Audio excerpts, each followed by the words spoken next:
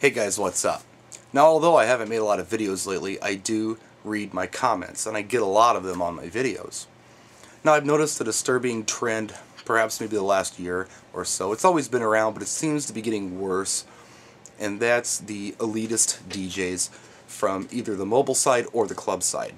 Seems the club guys hate the mobile guys, and the mobile guys hate the club guys, for a lot of different reasons.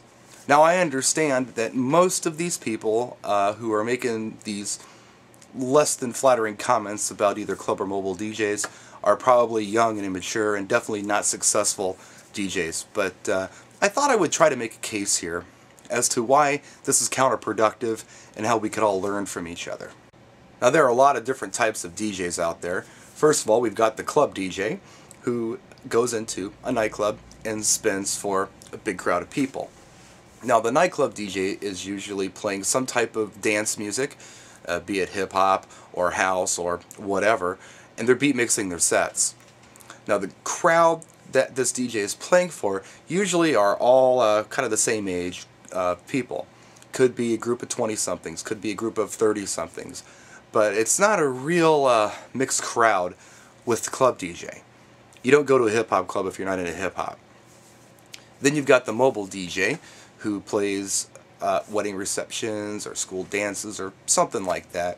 They're typically playing for a variety of people, and they're playing a variety of music. Most of the time, the mobile DJ is not beat mixing. The mobile DJ is just fading in from one track to the next, and they're doing short sets of several different types of music. And then you have your hobby DJ, which is something that's been real popular in Europe for a long time. It's starting to get popular here in the United States. That's somebody who maybe has decided they want to learn how to mix music. So they've gotten turntables or CDJs or maybe even a computer program, and they're having a lot of fun with their favorite music. Now, good, successful mobile and club DJs are essentially doing the same thing. They know it's not about them, the DJ. They know it's about their audience who they're playing for. And they're playing sets of music with lots of hills and valleys throughout the evening. Now, they're doing this for different reasons. The club DJ is doing it for bar revenue. When it comes to the nightclub business, it's all about bar revenue. Forget about the door. That's nothing compared to what you can make at the bar. The more people drink, the more successful the club is, and the happier the club owner is. So, what the club DJ will do is play a set for a group of people on the dance floor. I don't know, maybe half of the crowd that are there. Build them up, get them good and thirsty, and then kill it. Send that group to the bar to drink, and then they start a brand new set and bring a different group out and get them thirsty and send them to the bar. You rinse and repeat all night long. Now, mobile DJ is doing it for a different reason. They're doing it because they need to get several different groups of people at their event on the dance floor at some point of the evening. It's not about bar, it's just about getting everyone involved. So you're going to play sets of disco and sets of top 40 and sets of oldies and sets of hip-hop and all kinds of music. Just depends on who you're playing for. And the mobile and club DJs also are doing something called programming, which is really hard for me to, I guess, verbally explain on a YouTube video. But programming has to do with arranging your sets where they not only make sense to the ear, but they make sense to your audience.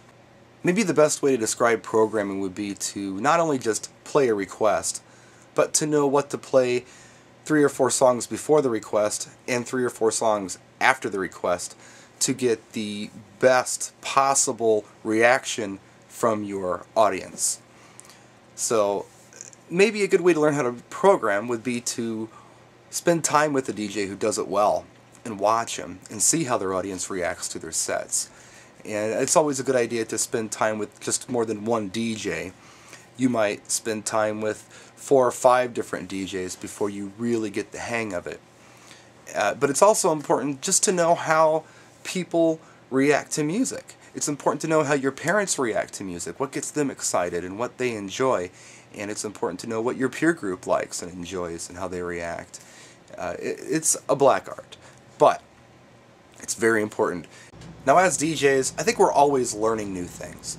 A while back, I read an article on MSN called "What Wedding Guests Hate."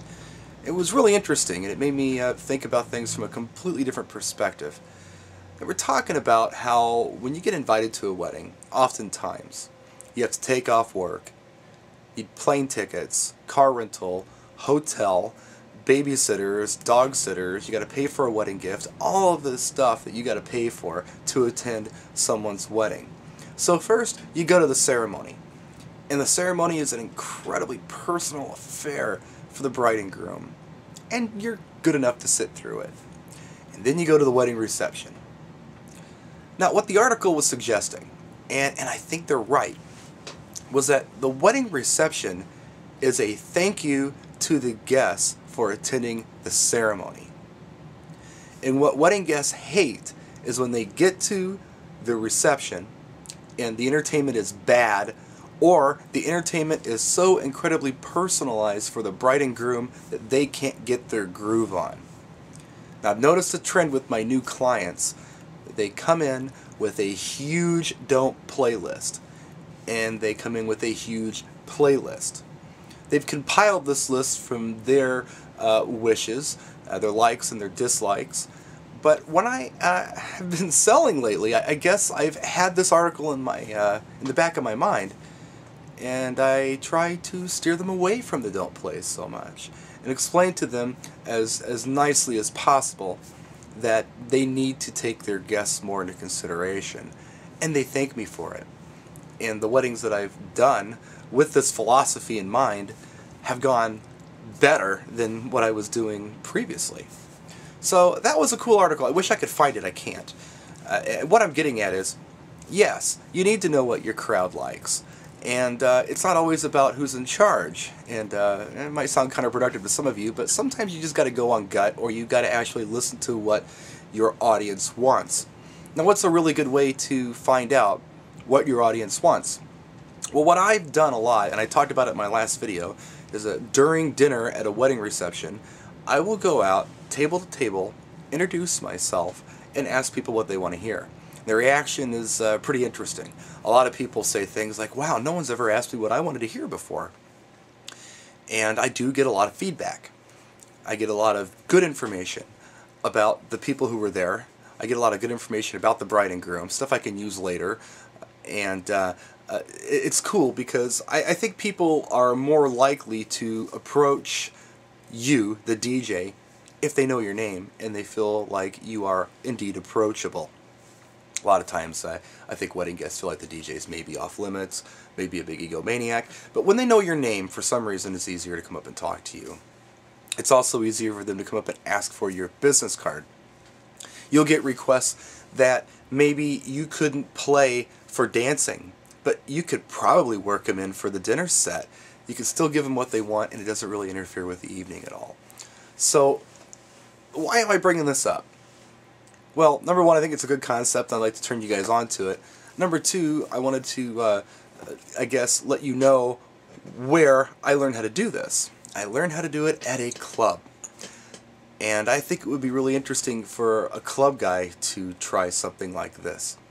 When I was about 18, I started doing this at a hotel lounge club I was playing. When it was slower, before my set actually started, I would go around to the couples or the people in the room, introduce myself and ask them what they wanted to hear. It blew them away. It worked in a club setting. Worked very well in a club setting. And I think it might work well for a club guy today. Even a big club. Come in an hour early before your set and say hello to everybody before it starts. Since probably the early 1970s, club DJs have been beat mixing tracks. But mobile DJs, as a whole, haven't been doing a lot of that. I know a lot of you have for a long time, but most of you haven't. And most of the DJs in my market who are doing wedding receptions wouldn't know how to mix if you put a gun to their head and said mix. But I feel like that our audience is getting a little more sophisticated out there, even for the wedding set. Remember, the average bride is 26 years old. So I think a lot of you mobile guys out there can learn from these club guys and actually learn how to mix some tracks. Of course, you're going to want to learn how to mix the tracks that are appropriate for your event, but I've been doing it now for, boy, like mixing almost every wedding that I do for probably the past 4 years. And I've seen a big difference in continuity of the dance floor and just the overall reaction from the audience. So there are definitely ways that both mobile guys and club guys can learn from each other. There's no reason to hate out there. If you want to be successful in this business, it's really about attitude. And if you've got a bad attitude, you are doomed and you will not make it. However, if you have a good positive attitude and you're open-minded to things, I think that you have a really good chance of being successful out there. That's it for this vlog. If you guys have any questions, any comments, any ideas, if you agree, disagree, whatever the case, please feel free, as always, to leave them right down here in the comments section. Practice and enjoy.